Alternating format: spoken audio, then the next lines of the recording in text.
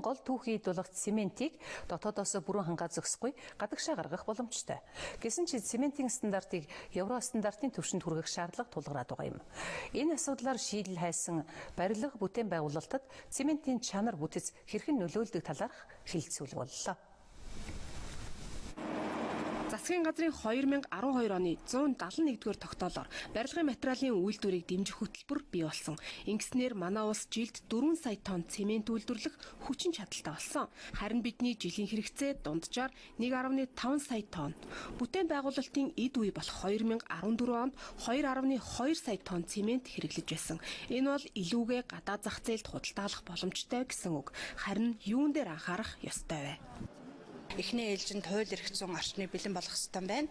Тэгээд хууль эрх зүйн орчин бэлэн болгоно гэдэг тухайн стандарт, тухайн бүтээгдэхүүнийг одоо евро стандартаар хүлээн зөвшөөрөгдсөн тэр туршилтаар баталгаажуулсан байх шаардлагатай байна.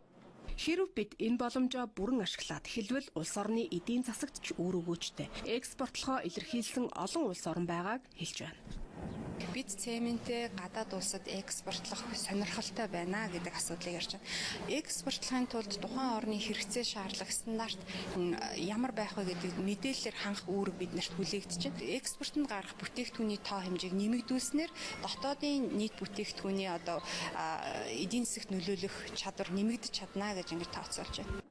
Барилга бүтээн байгуулалтад цементийн чанар бүтэц нөлөөлөх сэдвт уулзалтыг стандарт хэмжил зүйн газар бүгд найрамдах Хятад ард улсын стандартчлалын удирдах газартай хамтран зохион байгуулсан. Цаашид цементийн стандартыг олон улсын түвшинд хүрэхэд хамтран ажиллахаар болсон юм.